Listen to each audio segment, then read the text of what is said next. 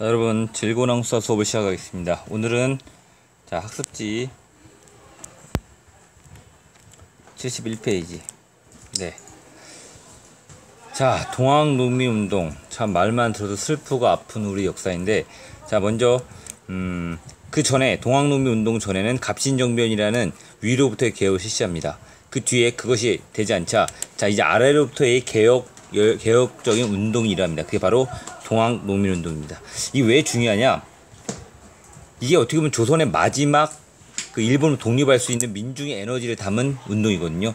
이것을 조선 정부와 민중이 결합했다면 아마 일본의 침탈을 아마 혹시라도 막을 수 있지 않을까 하는 그런 생각을 합니다. 자, 그러면서 이 동학농민 운동이 꺾이자마자 바로 일본은 한일 합방에 들어가죠. 단순히 동학만 생각하는 게 아니라 전체적인 역사의 흐름에서 파악하셔야 됩니다. 그리고 어떤 사건이 일어날 때 그 사건이 어떤 위치에서 어떤 자리를 차지하나. 예를 들면 박성식이 연애를 한다. 근데 어떤 여자를 만나는데 그게 단순한 만남이 아니라 어떻게 보면 결혼까지 이어질 수 있고, 크게 나중에 보니까 그 만남이 엄청 중요한 사건일 수가 있어요. 이 동학농민 운동은 어떻게 보면 우리나라가 일제 침략을 당할 때 아주 큰 분기점이 되는 사건 중에 하나입니다. 자, 그럼 한번 살펴보도록 할게요. 이 동학농민 운동이라는 해는 1894년이거든요. 이 1894년은 아주 중요한 해입니다. 동학농민 운동이 일어나면서 청일전쟁이 일어나면서 일본이 우리나라 침략하면서 동시에 갑오기역이 일어납니다.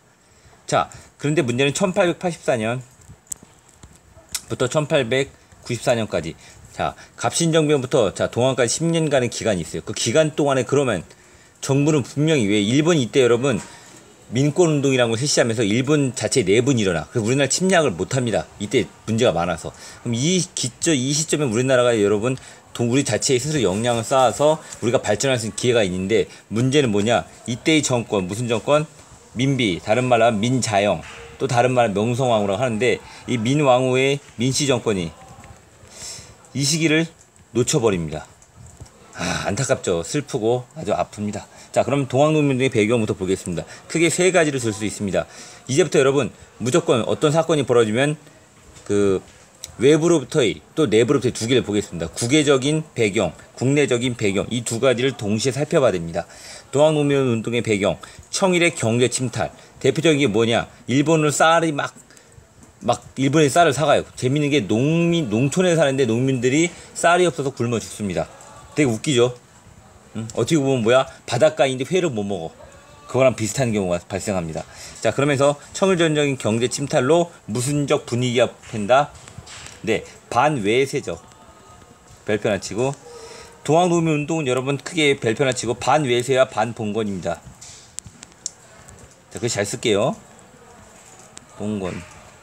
반외세는 뭐냐? 반대한다. 외세에 반대한다. 청이나 일본, 특히 일본에 반대하는 게 더 큽니다. 반봉건은 이 뒤에 나오겠지만, 기존의 조선의 사회, 신분제 사회 자체, 이거를 거부합니다. 신분제 사회뿐만 아니라 이 조선의 자체 시스템, 양반사회 시스템 거부, 이게 반봉건입니다. 자, 임오군란 이후 청일 상인이 내륙 무역을 진출합니다. 특히 이 상인들이 대표적인 게 뭐냐면 면직물이에요. 면직물. 이 면직물을 영국제 스팅 면직물을 지금의 그 중계 광주로부터 수입해 오면서 우리나라의 국내 면직물이 완전히 몰락합니다. 속단 말로 완전히 털려요. 자, 일본의 양곡 유출이 또 됩니다. 별표 방공령. 이거 뭐냐? 일본의 민씨 정권이 이 조약을 하면서 특이한 건, 양곡이 그 쌀이 유출되면 국내에 어떤 여파가 있을지 그것조차 판단이 안 돼. 왜? 그들은 실력이 되는 게 아니라 단순히 민씨라 정권을 차지했기 때문에. 슬프죠. 그래서 자영인우라를 별로 안 좋아합니다. 슬프죠. 자, 곡식 유출 방지령 실패해서 농민이 몰락합니다. 이때 누구만 돈 벌어? 지주들만. 자, 두 번째로 지배층의 수탈, 탐관오리, 제일 나쁜 오리입니다. 탐관오리와 제일 큰 오리죠. 또 탐관오리와 삼정의 문란이 지속됩니다. 지배층이 왜? 흥선대원 때 좀 줄어들었던 게 민씨 정권이 잡으면서 또 부패가 일어나면서 여러분과 저희 꿈 메가매직이 막 일어나. 그러면서 나라가 혼란해져. 그러면 지배층에 대한 반감이 일어나면서 무슨 반봉건이 고조됩니다. 이거 별표 기억해야 돼요. 반봉건, 반외세. 이 상황에서 자, 동학이 성장합니다. 근데 재밌는 건 여러분, 동학농민이 일어났을 때 실제 동학 교도는 별로 없어. 다 누구야? 먹고 살기 힘든 농민이죠. 자, 동학의 성장, 인내천, 사람이 곧 하늘이다, 제폭구민, 그 폭력으로부터 폭력을 제거하고 민중을 구한다. 보국안 및 자 나라를 보호하고 백성을 안위한다. 이 등의 중심사상 저번에 얘기했죠. 교조 신원운동 이 최재우가 여러분 그겁니다. 전하 저희 최재우의 그 억울한 사정을 해서 교조의 신원을 복구해 주셨어서 막 이렇게 했는데 이거 정부에서 해야 안 해? 안 합니다. 근데 처음에 1000명 100명이 여러분 하면 우스워. 근데 이게 10,000명 100,000명 20,000명 30,000명 하면 무서워지는 거야. 여러분 초등학생도 웃기게 보이지. 자 초등학교 5학년이 10명에서 우스워 보여. 아이 새끼들. 여러분들 초등학교 5학년이 1000명이 있고 돌 하나 들고 있어봐. 여러분 쉽지 않죠? 인원이 많으면 여러분 그만큼 세력화되는 거야. 상당히 달라요.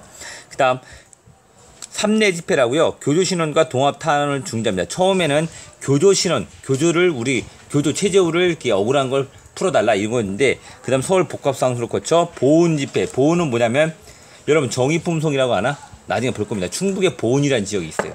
여기에 척의 양창이 외척, 배척한다. 외를 배척하고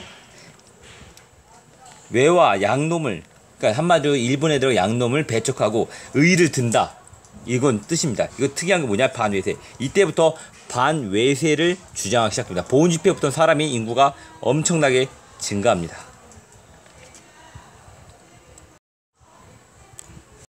자, 이어서 동학농민 전개 과정을 봐야 되는데 이때 여러분 시대의 히어로, 농민들 히어로 누가? 전봉준, 녹도장군이라고 그러고요. 이 사람은 서당 훈장 출신이야. 여러분 이런 어떠한 난이나 어떠한 노동운동을 주도하려면 당연 지식인층이어야 돼. 머리가 있어야 돼. 그거 꼭 기억하세요. 어떤 핵심 세력에서는 학벌이 문제가 아니라 어느 정도 지식인을 갖춰야지 전체를 선동하는 그런 어떠한 웅변도 할 수 있고 또 어떤 규율을 세울 수가 있는 겁니다. 자, 이 과정에서 자 1차 농민전쟁 이제 농민전쟁 동학농민이 커집니다. 원인은 전라남도의 고부군수 자 탐관 오류 중에 베스트 오브 베스트 탐관 누구야? 조병갑입니다. 이 사람이 이 고부란 지역이 뭐냐면 지금의 김제 정읍 쪽인데 우리나라 최고의 곡창지대야. 여러분 조선의 당시에 여러분 세금을 가장 많이 걷어들인 게 뭐야? 전라도 지역이야. 가장 쌀이 많이 나기 때문에 이 조병을 엄청나게 횡포를 합니다. 백성을 수탈하고 백성들의 그 쌀도 막 뺏고 만석부라고 새로 하나의 뭐야 호수 같은 거 연못 같은 걸 지으는데 그거를 뭐 야 니네 이거 지으면 이제부터 물 싸게 해줄게 해놓고서 막 나중에 물값으로 막 팔고 온갖 나쁜 짓을 다 해. 천하에 둘도 없는 도구 베이비죠. 예. 이 조병갑이 횡포를 막 부리니까 너무너무 살기 힘들어. 야 안 되겠다. 내가 이제 이렇게 죽으나 이제 저기요 싸우다 죽으나 똑같구나. 이 과정에서 무슨 봉기가 일어난다? 네, 고부에서 봉기가 일어납니다. 고부는 지금의 김제 정읍 그쪽입니다. 그 고창 그쪽입니다. 자, 그러면 처음에 백성들이 농민들이 모였어. 근데 이 전에 뭐가 있냐? 고봉기가 일어났는데 그때 누구냐면 여기 박원명이라는 사람이 야야야 우리가 잘해줄게 이제 화풀어 이렇게 했는데 누구야? 중앙에서 서울에 내려온 이용태가 야 이 새끼들 잡아. 그래갖고 농민들을 막 탄압하고 막 죽이고 때리고 이러니까 안 되겠다. 야 안 되겠다. 야 우리 화났어. 끝내버리자. 그러면서 이제 고부농기가 다시 크게 일어납니다. 이 뒤에 나오는 거 시간이 없어서 여러분 다음 시간에 이어서 하겠습니다.